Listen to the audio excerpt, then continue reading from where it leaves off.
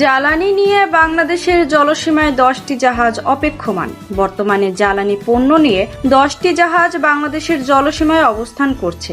এর মধ্যে চট্টগ্রাম বন্দরে থাকা 6টি জাহাজ থেকে জ্বালানি সরবরাহ কার্যক্রম তৎপরভাবে চালানো হচ্ছে। বুধবার সকালে বন্দর ভবনে আয়োজিত এক ব্রিফিংয়ে এই তথ্য জানান বন্দর কর্তৃপক্ষের বোর্ড সদস্য কমডোর আহমেদ আমিন আব্দুল্লাহ। তিনি বলেন, বন্দরের পথে থাকা 4টি জাহাজের মধ্যে 2টিতে এলএনজি এবং বাকি 2টিতে এলপিজি ও গ্যাসোলিন রয়েছে। দেশের জ্বালানি সরবরাহ সচল রাখতে বন্দর কর্তৃপক্ষ সমন্বিতভাবে কাজ করছে। এদিকে বন্দরের বাইরে বা সমুদ্রের খোলা এলাকায় থাকা জ্বালানিবাহী জাহাজগুলোর নিরাপত্তা নিশ্চিত করতে দেওয়া হয়েছে 3 স্তরের ব্যবস্থা।